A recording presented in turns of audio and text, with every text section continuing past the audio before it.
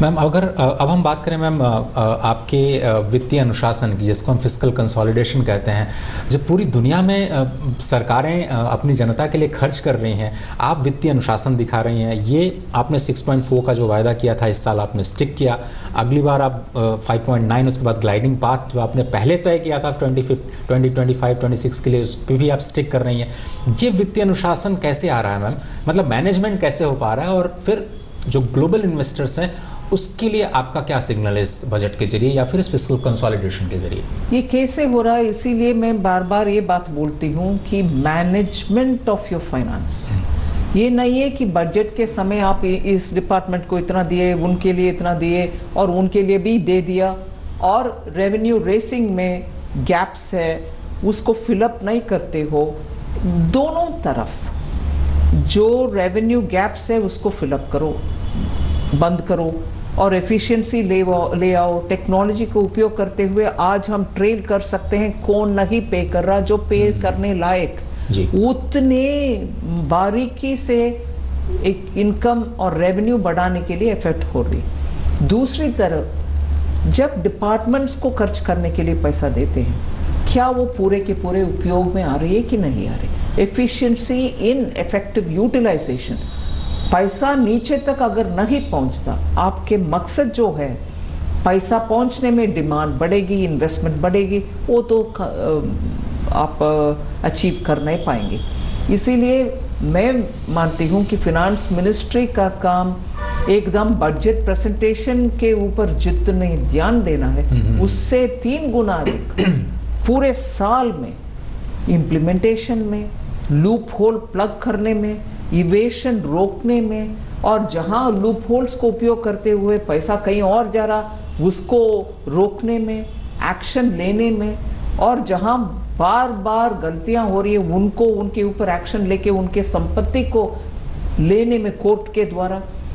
Her aspect of finance ministry पूरे के पूरे काम ऑन देयर टोस करना चाहिए। बैंकिंग सेक्टर में उदाहरण के लिए मैं बोल रही हूँ, कोविड के समय वो emergency credit guarantee liquidity scheme government announce किया, सरकार ने आपको गारंटी के तरह और गारंटी देते हुए पीछे खड़े हो रही है। अगर बैंक्स एफिशिएंटली इसको इम्प्लीमेंट नहीं करते, स्कीम का तो बिल्कुल मकसद ही फेलियर हो जाता है।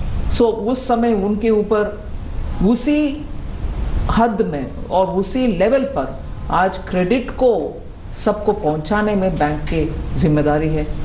सो मैं मानती हूँ बैंक हर एक सेक्टर फिनांस मिनिस्ट्री के अंदर डिपार्टमेंट पर डिपार्टमेंट टॉप नॉच परफॉर्मेंस करने के ही कंपटीशन हो रहा है। उसके कारण ही आज हम इतने दुनिया में चैलेंजेस रहने के बाद भी आज हम खड़े होकर के बोल सकते हैं ठीक है, हमारे रेवेन्यू बुओयेंसी इतना है, खर्च में कोई वेस्ट नहीं है, पूरे के पूरे यूटिलाइजेशन हो रही है, बैंक सेक्टर जो करना है वो सब रूरल तक पहुंच रही है, क्रेडिट अवेलेबल हो रही है।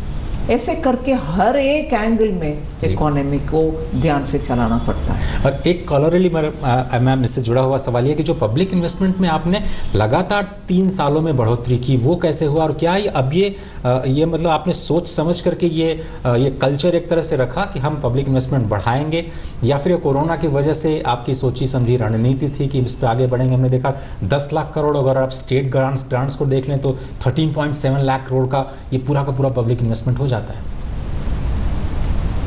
10 लाख करोड़ है, उसमें स्टेट को जो दे रहे हैं 1.3 लाख करोड़ उसमें शामिल है 10 में ही। मगर विषय ये है कि पब्लिक इन्वेस्टमेंट के द्वारा जो पैसा खर्च होता है उसमें रिटर्न ज्यादा आता है, क्योंकि उस पैसा का हर रुपया का इम्पैक्ट जो सोसाइटी में लगता है वो इन्वेस्टमेंट में, इंफ्रास्ट्रक्चर इन्वेस्टमेंट में जब आप करते हैं उसके रिपल इफेक्ट ज़्यादा होता है, मल्टीप्लायर जो कहते हैं। मगर हाथ में पैसा रखने वाले वो राजनीति बात अगर हम करते हैं उससे इतना मल्टीप्लायर नहीं मिलता। इसलिए हम दृढ़ता से मानते हैं कि यही रूट है जो इकोनॉमी को उठा सकते हैं। जो कोविड के समय से हम हर साल देख रहे हैं, उससे पॉजिटिव रिजल्ट्स मिल रही है। अभी भी उसी पेस में हम ग्रो करना है तो पब्लिक एक्सपेंडिचर ही अच्छा सा श्योर रास्ता है। मैम, आपने अमृतकाल के बजट में जो 4 बड़े पिलर्स हमारे सामने रखे, उसमें महिला सशक्तिकरण पे आपने अपनी राय रखी। अब मैं जो दूसरी स्कीम है आपकी, बड़ी स्कीम पीएम विकास, उस पर आपकी राय जानना चाहता हूँ। वो पूरी स्कीम है क्या?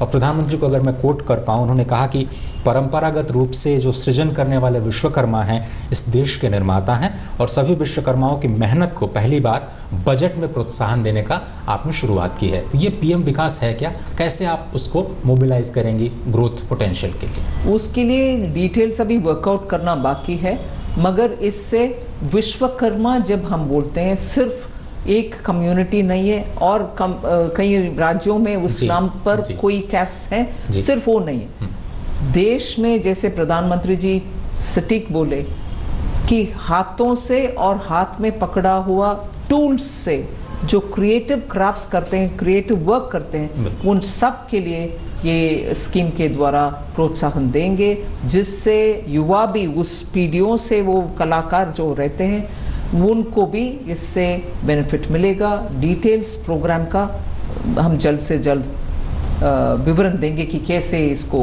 लागू करेंगे। जी।